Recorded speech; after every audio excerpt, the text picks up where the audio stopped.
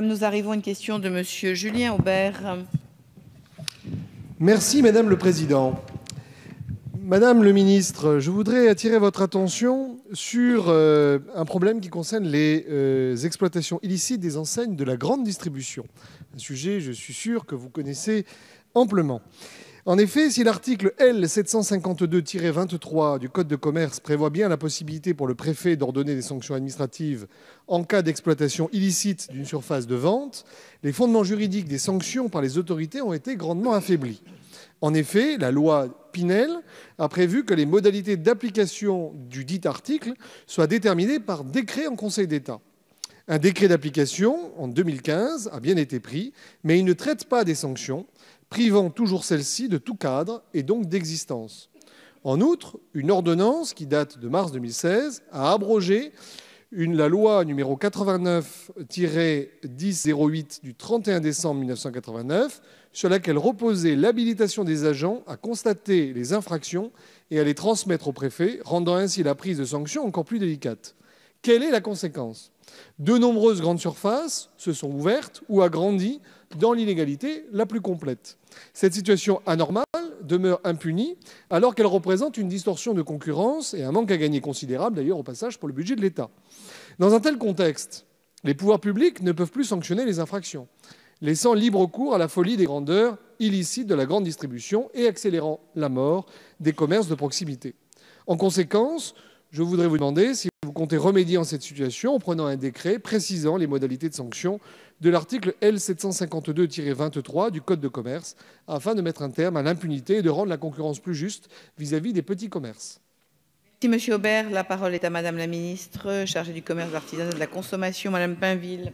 Merci Madame la Présidente. Monsieur le député. Mesdames et messieurs, Monsieur le député Aubert, il n'existe pas de remontée statistique recensant les mesures prises en cas de violation des décisions et avis en matière d'exploitation commerciale, mais tout laisse à penser qu'elles ont été plutôt rares, comme les cas notamment de violation.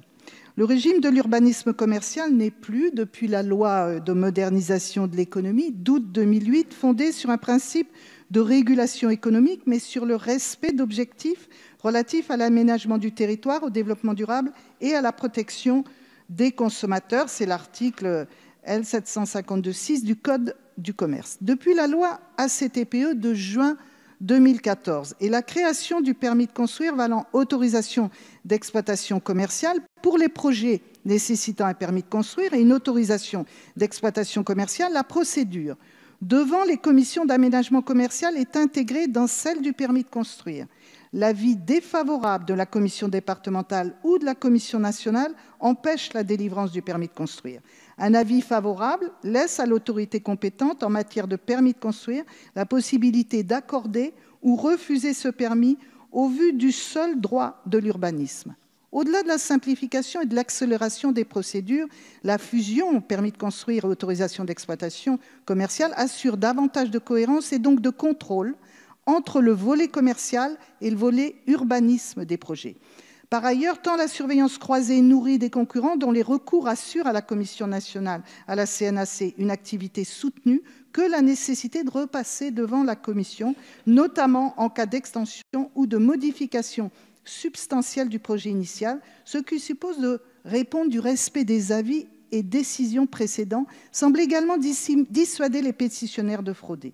Ceci vaut notamment pour les enseignes nationales, particulièrement soucieuses de leur réputation. En tant que de besoin, une circulaire en préparation incitera les préfets à la plus grande vigilance, en particulier sur les contrôles de légalité des permis de construire et des autorisations d'exploitation commerciale. Merci Madame. Monsieur Aubert, il reste 1 minute 41. Je remercie Madame le ministre de sa réponse. Effectivement, parce que même sans décret d'application, je rappelle quand même que effectivement, le préfet peut prendre des mesures afin de régulariser administrativement les choses et que le non-respect de ces mesures entraîne un délit Et donc, par conséquent, qu'il serait tout à fait possible de sanctionner les grandes surfaces qui ne respectent pas la loi et qui se mettent ainsi dans l'illégalité.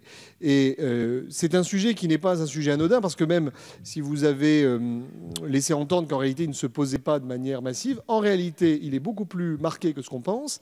Et on ne peut pas d'un côté déplorer la disparition du petit commerce dans un certain nombre de communes et de l'autre eh bien, laisser faire ainsi des grandes surfaces dont on pense qu'aujourd'hui elles ont atteint un niveau suffisant et dont à titre personnel je pense qu'il faudrait d'ailleurs geler désormais les extensions de manière à garder cet équilibre et ne pas basculer dans un monde à l'américaine où effectivement dans chaque bourg, chaque commune, vous n'avez plus que des grandes surfaces à l'entrée des villes et plus du tout de petits commerces. Merci, Monsieur Aubert.